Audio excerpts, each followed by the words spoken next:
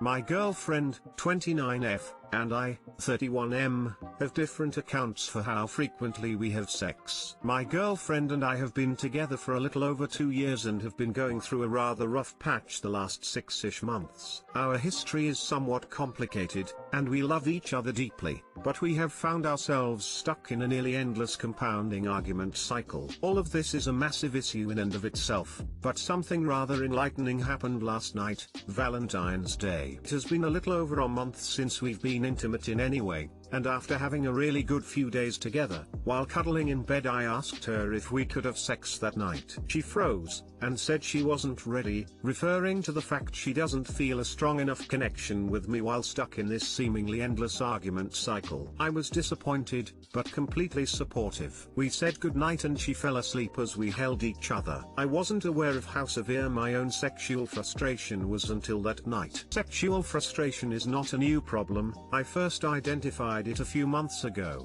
but the severity of this night was extreme. I was so hung up on the idea of sex, and needed it so badly with her, I had difficulty falling asleep. The next morning she could tell I was off as I hadn't slept more than a couple hours, and she asked me what was wrong. I was happy she asked, and I explained quite bluntly that I am sexually frustrated, to the point that it's apparently debilitating, that I don't blame her. I understand that we are fighting and need time to heal, but that this current state of the relationship is not working for me and I need to talk about it with her. I was calm and clear, but also made a poor choice of language and said something needs to change because I'm going insane and I can't keep doing this. This conversation did not go well and immediately cycled into an argument. She began defending herself by saying things like I'm trying, what more do you want from me, and all you want is sex, and became hell-bent on proving she hadn't done anything wrong. Tried to calm the situation by agreeing with her, and reiterating that I don't think she's done anything wrong.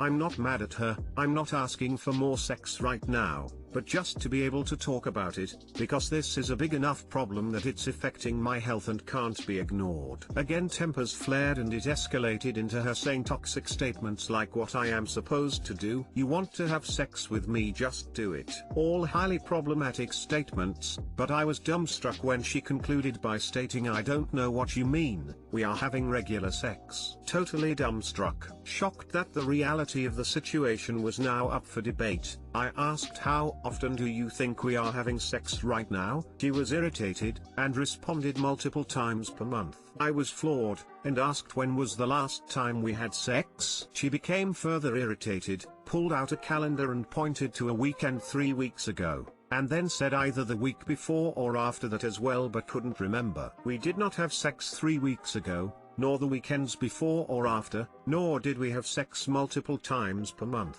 We had sex once in the first week of January. I was astounded and I asked her how many times does she recall having sex over the last 6 months, since the arguments began to manifest. She did not give an answer, and instead defended herself by saying she's trying really hard and that we are having sex, and then claimed that I was gaslighting her. I cannot understand for the life of me how my partner and I could have different memories on the amount of sex we have had. It's like we are living in 2 different worlds, one where she thinks she is engaging in sex every few weeks, and another where my sexual desires are not met for months at a time. I know my memory is correct, and I can't help but suspect she is unknowingly lying to herself and me about the frequency to protect herself. But I'm not attacking her, I'm asking to have a conversation about the issue, but I don't know how to proceed if we are operating on different facts. Does anyone have advice on how to move the conversation forward, or ideas on what is going on in her head? Our relationship has been steadily heading into very toxic territory,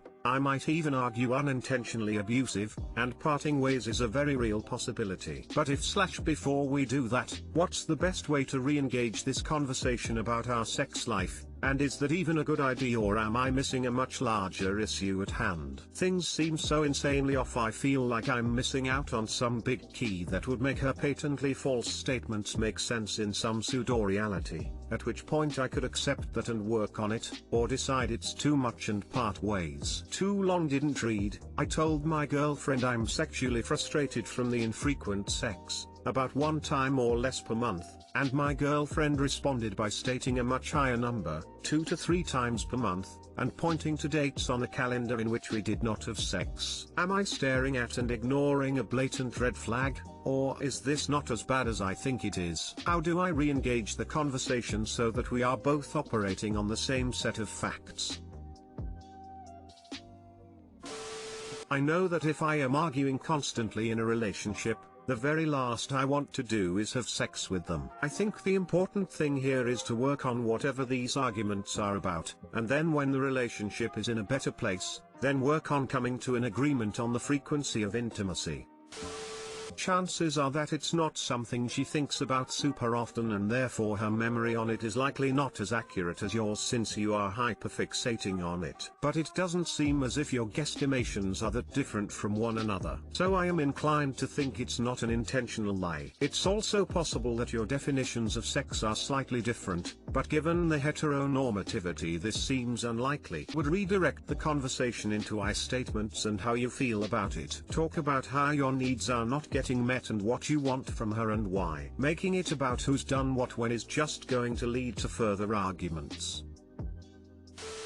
I'm going to scoot on past the question of sex / how much sex / does she remember sex, and jump straight into what I see you writing here. You two have wildly different versions of your own relationship experience. Sex sounds like it was the focus of this particular argument, but the way you present it here, it seems like there are plenty of other arguments on other things. So, it sounds like you know and believe in healthy communication. And hopefully your girlfriend does too. But somewhere along the way, you two lost sight of how to get through an argument with some kind of forward momentum. You are stuck. You have a choice. Your communication breakdown needs a mediator. Couples counseling, as it were. Or you can try a different tactic. Instead of arguing verbally, try writing it out. Maybe with the sex thing, keep a calendar. Mark down every time you want sex. Have her do the same. Compare calendars. Discuss a compromise. Write out your compromises. Things in writing are easier to point to as standards and base points, rather than relying on each other's memories of what you said last month or 3 months ago. I don't know, Toman. What do I know? Not much.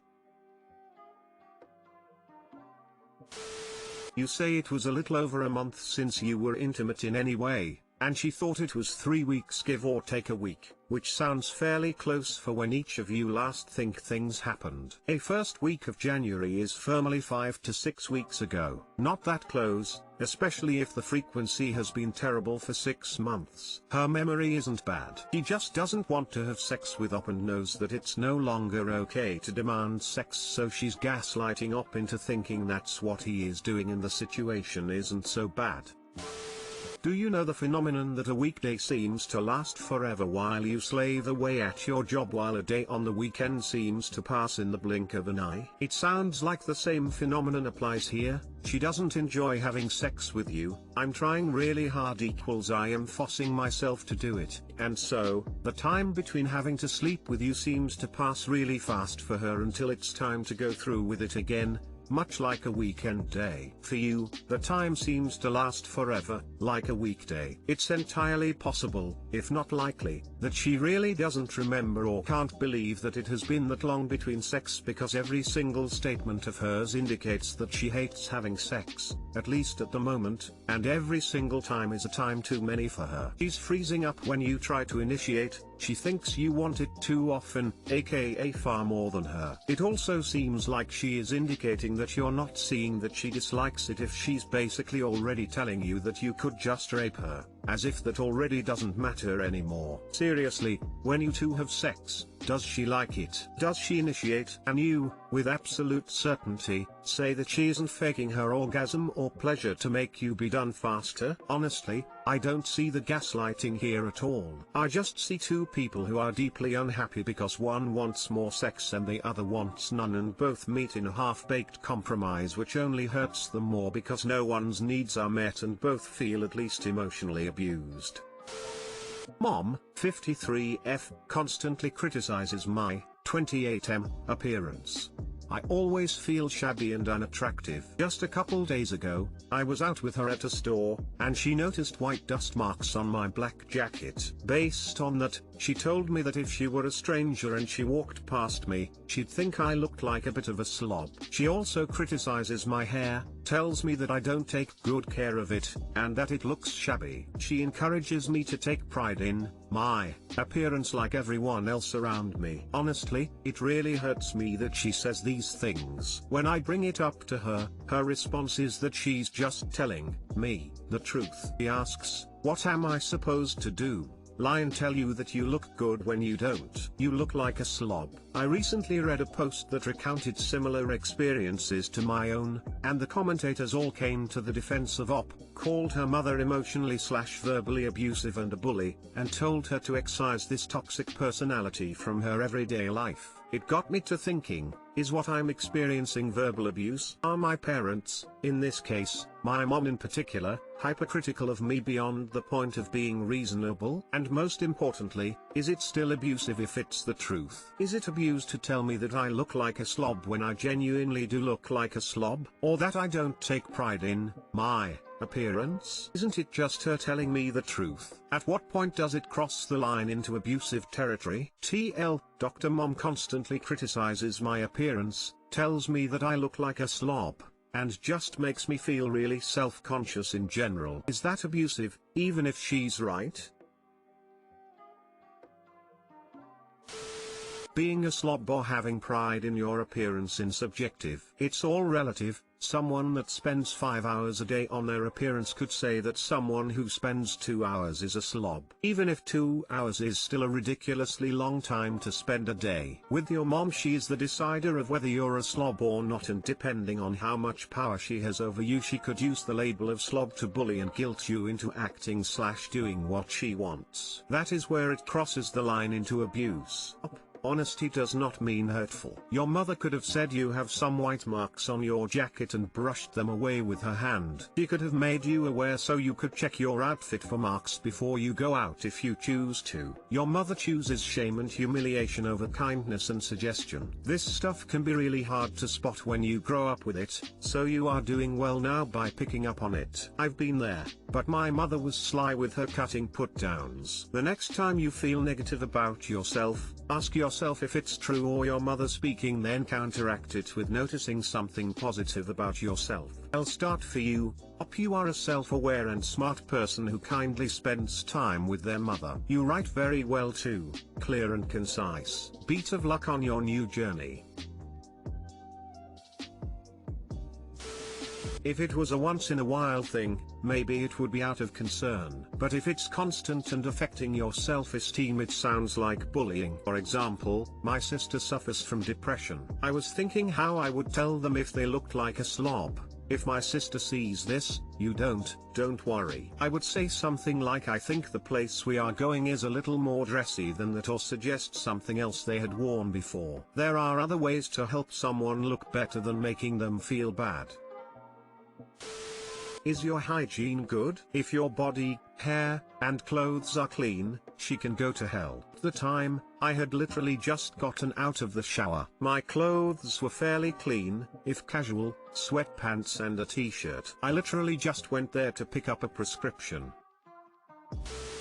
I am going to marry a man I am not in love with. So this past summer I, 27F, met a guy, 27 meters, and we've pretty much talked to each other every single day since. We are both from an Indian culture, so it's basically expected of me to get married any day now. Better yet, yesterday. Prior to meeting him, it almost felt like I would never meet the one. My previous relationships never went anywhere. I am also currently in med school, so finding time to meet new people and date and all in a pandemic felt so hopeless. I know my parents are wondering amongst themselves when I will find someone to be with like my cousins have. Cue the guy I met last summer. He's absolutely head over heels for me and has hinted that he sees himself with me for the long run. So perfect, it seems like I've found my husband. Problem is I don't feel the same way about him. He's a genuinely amazing guy, treats me well. I'd never worry about him cheating on me, an amazing cook, is in medical school as well, so I know we'd have a solid financial future together. I enjoy his company and love being around him, but I just don't get that feeling of butterfly butterflies around him. Feels like I'm hanging out with my very best friend. He'd make an amazing partner, but I'm scared my rush to get married will actually make me miss out on the love of my life. I've had that butterfly love feeling for other men before, and I crave finding that feeling again. On the shallower side of everything, I'm not the most attracted to him, which is fine I guess. Facially he's okay, and he's kinda short/skinner, muscularish build. I love my men tall and bulky. Has anyone married someone they weren't super into and it worked for the best? Does anyone have advice? Should I settle down with him and begin my life, or continue to remain single and find someone genuinely make my heart jump but may not have the other great qualities this guy has? Help. Too long didn't read. Should I get married to a great man I'm not in love with due to personal/cultural pressures?